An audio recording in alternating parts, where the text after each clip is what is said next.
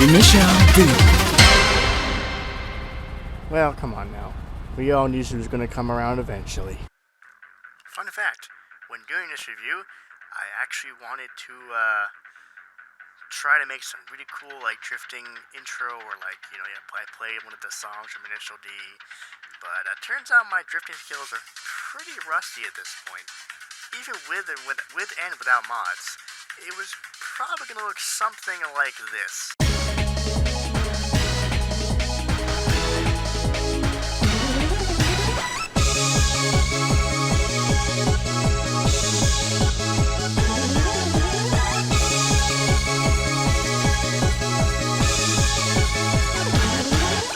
But unfortunately, my drifting skills have gotten pretty rusty, and that video I made there was an update video from almost 3 years ago. So, yeah, I'm a bit rusty with the old drifting in GTA 5. But if you want to see more drifting, I have a bunch of videos of me drifting in various vehicles in GTA 5. Hell, I have a 30-minute playlist of old school Eurobeat, and the background is just me drifting. I mean, you can't get any better than that. There's a channel literally called Futo Drift Masters, and all they do is drift this car. Granted, they've moved on to Corsa. I don't blame them. GTA 5 is a crappy game to drift in, but people still do it anyway because it's fun to do it, I guess. Anyway, I've gone on long enough already. Let's get into the 50th episode. 1985, Karin Futo. Driving in my Futo through the mountains and on the street. I'm just driving in my Futo. This is a car from the 80s. Yeah, that was a bit better than last time, I think. I think that was a lot better. The Futo is Karin's gift to a core demographic that needs nothing more than a lightweight chassis, rear-wheel drive, and dangerously poor traction to have some good wholesome fun. Here we are at last, 50 episodes. I never thought I'd get this far, honestly. I was planning on saving this review for a while and for a multitude of reasons. It was one of my first cars I ever owned in GTA Online, and that was long before I discovered Initial D. One thing I want to say real quick though. I don't own this car because I'm an Initial D fan, or I spout normie memes like consider it, kind of thing. I genuinely like this car because of its looks. I mean, you're talking to a guy who owns a 30-year-old station wagon. I want to take a moment to say this though. I may make some people mad, but listen. The 88.6 is not a magical wonder car from the show. In reality, it's a still moderately decent Corolla. It's overpriced, overhyped, and an underpowered shitbox. Like my cars. As for the American Corolla GTS, please, for the love of God, stop calling them 88.6s. I don't care what Progression Motorsports said. I still think they are AE88s, okay? The chassis code is an AE88. It's not an 86. Anyway, back when I owned this car, it was kind of under the radar in GTA Online car community, but now it's slowly trying to become overrated. Not nearly as bad as the real life car. And that's because in reality the Futo is kind of garbage in races. It's literally bottom of the list on Brokey's list, and it just isn't very fast. Yet I still like it. Why? Because there's something special about it. This may be a car from the base GTA 5 game, but yet it seems to have more details and quirks than any modern DLC car. That's all thanks to the man who designed it, Mike Bush. I'll talk a bit about him later, but let's discuss a bit of the history. Unfortunately, the Futo doesn't have much of a history. It arrived in GTA 4 with its design being based on a mid-80s Toyota Corolla 11 Coupe mixed with an older Nissan R30 Skyline. It returned to GTA 5 remaining the same, but received a liveries update in the After Hours DLC. I decided to make multiple Futos to show off the different liveries. My favorite, second only to the stock decals they added back, is the Rolling Dew number 7 livery. if any of you have played the classic games Tokyo Extreme Racer, a game in which you race on the various highways of Japan, there is a crew called Rolling Guy, and each of them drive, you guessed it, a Toyota 11 and Truno, similar to the Futo. And of course there is the Itasha Drift one, which is a clear reference to Itasha car culture in Japan, which, rather than explaining it, I'm going to let my boy Noriyaro explain it for you. Let's roll the crib. If you've ever seen photos on the internet of cars plastered in stickers of like anime girls, that is what Itasha is. This is the kanji for car. And when you attach this kanji to another word, it describes what sort of car you're talking about. For example, Dorisha means drift car, or Amesha means American car. Now, Itasha usually means, you may have guessed, Italian car. However, because the internet likes to make a big joke out of things all the time, it's this character, which means painful. What that means is any normal person who sees this driving around the street will go, ugh. Thank you, Alexi. Very cool. Yes, I will link the video, don't worry. Now, I'm pretty sure most of my subscribers by now know about the 886, but I'll briefly talk about it anyway. The Toyota 886 was a small, front-engine, rear-drive compact car built from 1983 to 1987. What makes these ones so special was they were the last true rear-wheel drive Corollas Toyota built before they switched over to front-wheel drive layouts. Now, I'm not going to knock Toyota's front-wheel drive cars. They are some of the most reliable and fuel-efficient cars around. Hell, I think we could still have plenty of fun with a front-wheel drive. And to show that, I'll just show you this ad right here from an 86 Corolla ad that's front-wheel drive. Let's play the clip.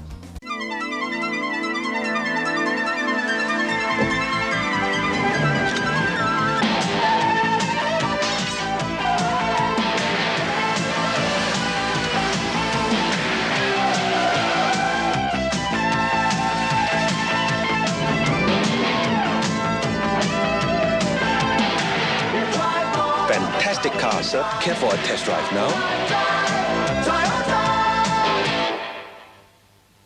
Obviously, my opinion is going to be pretty biased from a guy who, owns two front-wheel drive cars, and my only experience with a rear-wheel drive car is my old Ranger, which, wasn't exactly a good car to, do cool rear-wheel drive car stuff with. So, yeah. 886 could be had with a 1.6-liter 4AC single overhead cam, which was offered in the lower trim SR5 in the States, and of course the 1.6-liter 4A GE, making around 128 horsepower. A 4-speed automatic and a 5-speed manual was offered with an optional LSD. The 86 came in two different versions: the Truno, which is the Spanish word for thunder, which included pop-up headlights. No, we're not doing that stupid song. And of course we had the 11, which had fixed headlights. You could also get two body styles, a 3-door hatchback and a 2-door coupe. I'll be honest, as much as I love hatchbacks, the coupe is pretty good looking. And of course we got the 86 in the form of the AE88. You could get the Corolla GTS with a detuned engine for emissions, making only 112 horsepower, or the lesser SR5 with 70 to 80 horsepower. Now, the whole reason the AE86 was so hyperinflated now is due to the drift culture around it during the late 80s and early 90s, and the classic anime.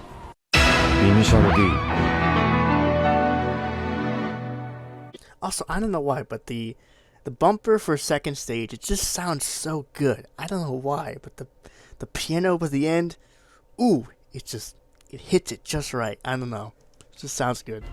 By the way, according to the wiki for the Futo, the name originates from the Japanese word for drift, drifto, or drifto.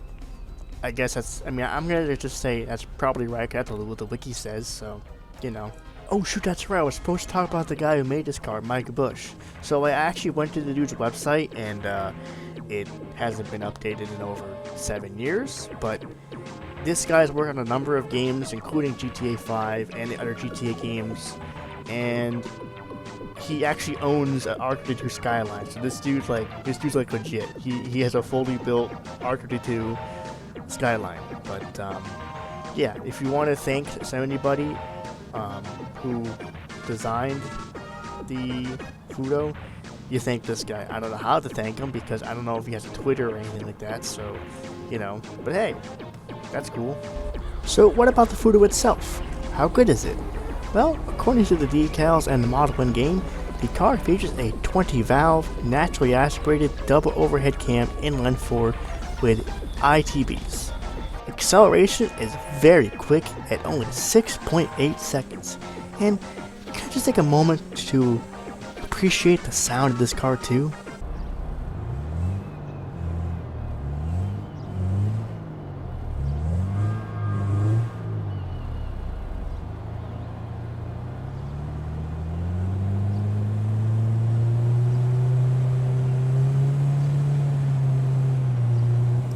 Freaking awesome.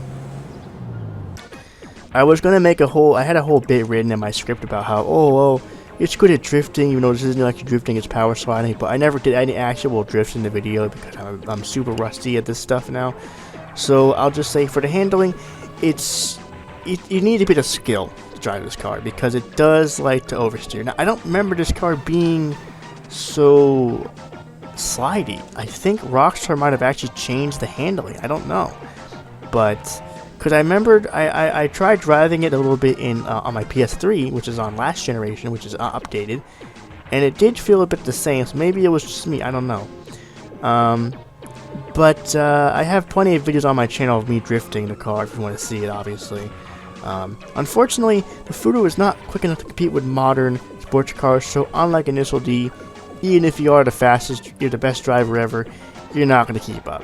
There are many guides online of how to, quote-unquote, drift this car with vanilla physics, but really, I prefer power sliding because I think it's more fun and just looks a lot better, honestly.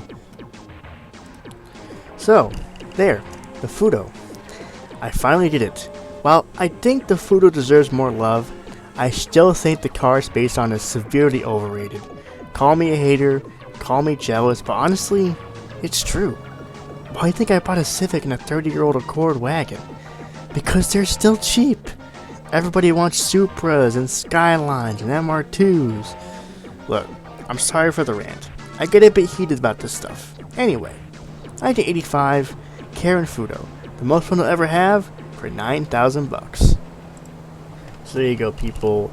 There's my review of the Futo. I apologize for a bit of my rants periodically to the video, mostly about the one at the beginning. It was kind of a bit long-winded, but I just wanted to kind of get it out there, I guess. But yeah, reason why I liked this car in the beginning was because of the design, not because of Initial D, not because it's good at drifting, because it looks cool, because it's boxy. And at the time, my character was supposed to be look like Tommy Vercetti from GTA Vice City. And, being from the 80s, I wanted to find an 80s car. So I found this. And I have some screenshots right here of my character. I know they're super low quality because my PC was and still is super crappy. But that's why I'm building a new PC. So I can have super cool graphics.